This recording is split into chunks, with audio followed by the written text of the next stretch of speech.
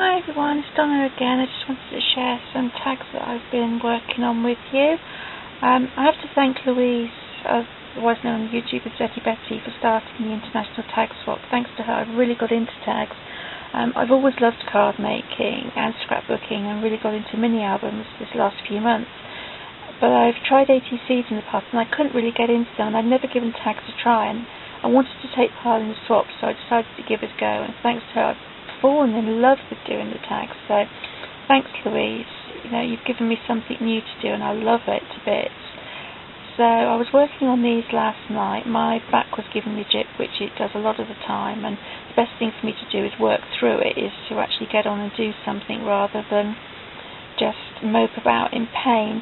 But it's not a good idea for me to work on things that might be swap projects or anything, because I can make mistakes when I'm in that kind of pain. So I'm not after sympathy or anything, I'm just explaining why I was working on this and not what I should be working on, the recipe menu that I should be finishing.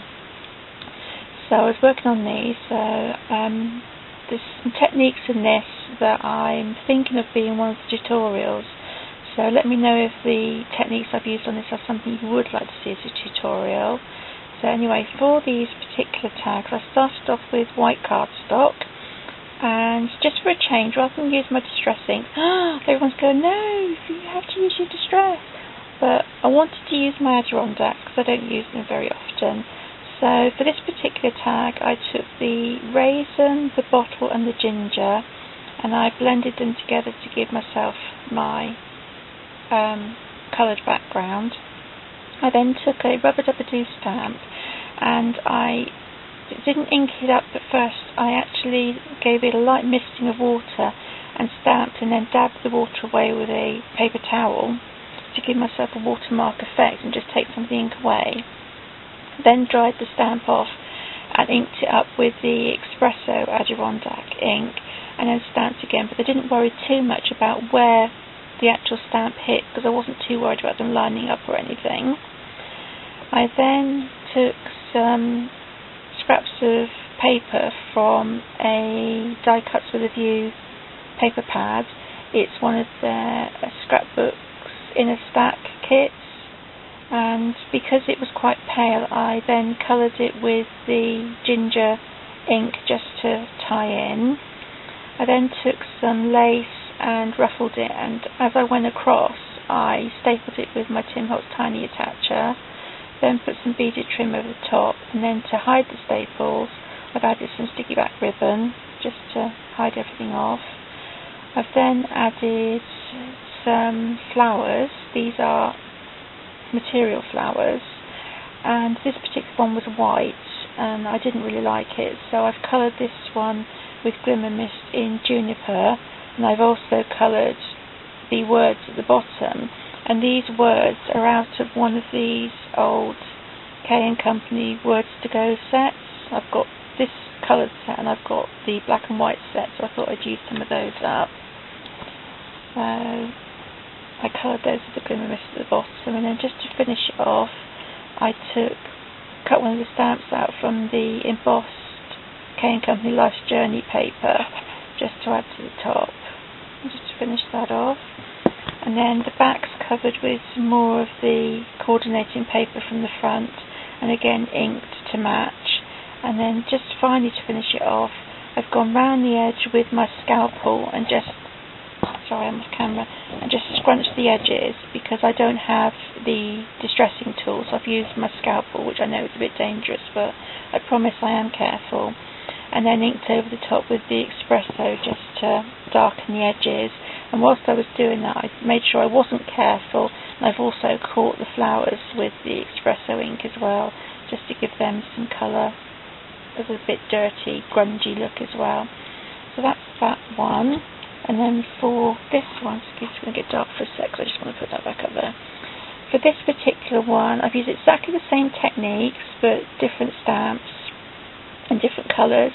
For this one I've used red pepper, stone wash and butterscotch, and then I've used another rubber-dubber-doo stamp from one of their magnetic sets, and this time I've coloured the flower with the Tattered Angels Glimmer Mist in Starfish.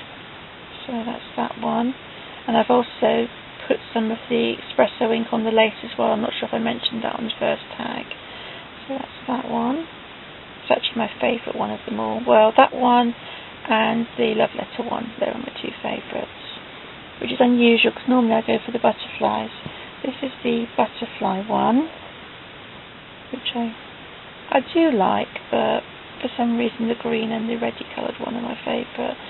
And for this one I used Rust, Wild Plum and Stream, and I sprayed the flower with Riptide Glimmer Mist, and again all the same techniques as before, and dirtied up the flower and the lace, and then put the paper on the back as before.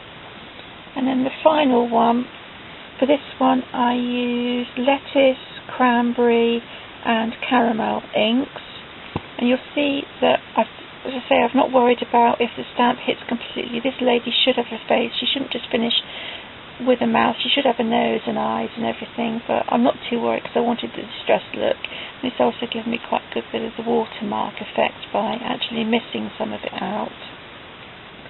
And then the flower has been glimmer misted with the lily pad colour, just to tie it in because it was the nearest colour to the lettuce.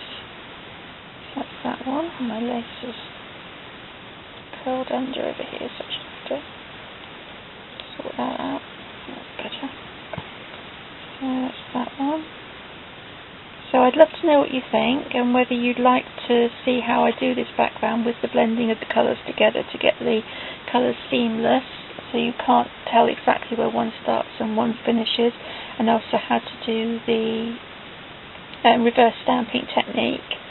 I'd love to know what you think. Again, thanks to Louise for introducing me to tags. I really love them to bits. I want to say a huge thank you to you all for your wonderful comments. You're all so sweet, and I do appreciate the fact that you come and you watch my videos, and it means a lot to me, so thank you ever so much. So that's it. I'm getting rambly now. I'm not talking properly. I'm rambling and I'm bumbling, which is a bad thing.